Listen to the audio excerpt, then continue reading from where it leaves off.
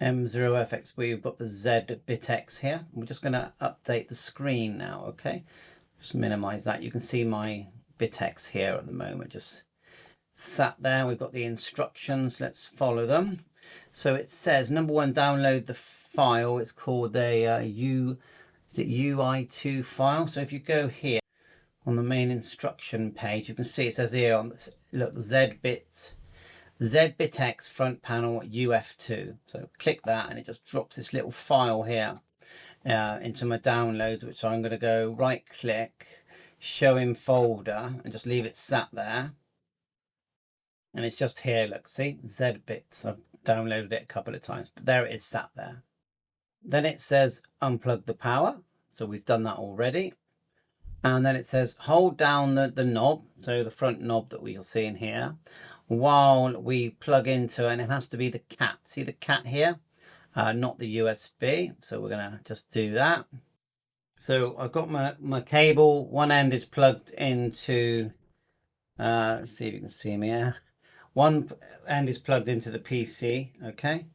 And so we're going to press that knob. And never done this before. And it says, should be able to let go now.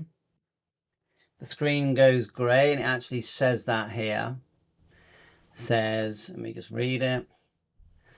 Remember you have to attach the correct cable. Yeah, we know that. And now it says, now let go of the knob, and it goes grey. Yeah. And it shows up as a drive on your PC, and then just drag that file into that drive. So let's go, we're going to go files here, open a new window, Explorer window. I'm going to move that over here, find the file, there it is there. There's the drive. And then we're just going to drag the first one I downloaded into it. So I'm just going to click it and go let go and let go. And it transfers it into there. And it reboots. And it's probably changed nothing because, you know, I've only just had this delivered, but we now have the latest screen. And now to do, the nice thing about doing the firmware, and we can just, you know, add a HDMI out and view it that way, or I've already added the Wi-Fi, so I can show you how to do this now because I've already added the Wi-Fi, and it's just a couple of commands. So go to, I'm using VNC Viewer, and you can do this, you know, with a I've got one of these capture cards, HDMI capture cards. You need an adapter that fits to the Raspberry Pi. It's the mini HDMI.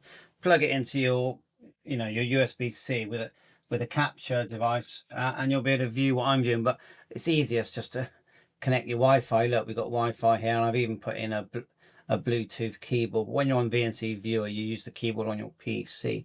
So all we're going to do now is open up a terminal, and we're just going to type the command here.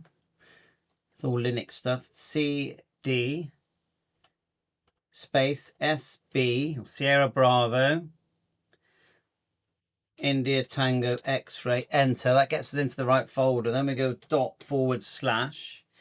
update. You want a space though. So have a look. No, you don't want a space. Update. And I've done this 10 times now.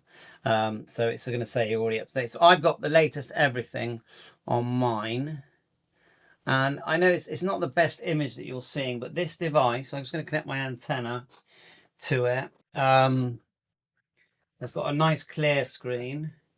And the good thing about the whole Wi-Fi thing, once you've connected the Wi-Fi, and I just connected the antenna to it now, I'm going to reboot like so, let it reboot, is that you can actually view this as well, if we go down, using its IP address. So if we go, I'm just going to find my IP address a minute.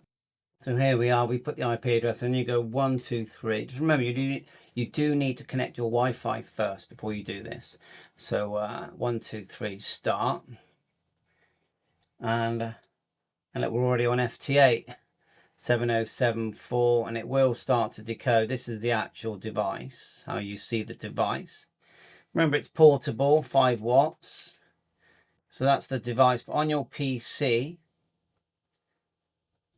we can start transmitting as well. This isn't just receive, this is a transceiver, sorry. And here we go. Cool, busy.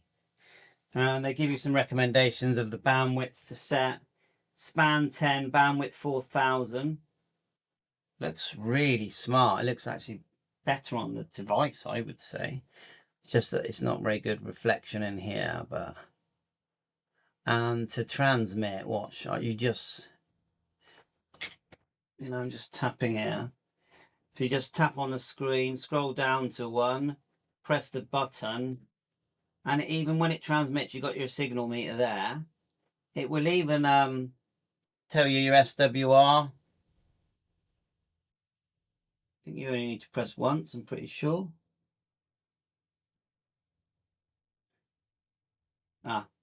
Probably needs charging the battery, doesn't it? So, and that, so yeah, I think what it actually is that the 9-volt power supply is a bit too juicy for me, for the device. It wants it, you know, it wants it not to overload it. So that's it, really. Thanks for watching my channel. What a great device, 7.3. All the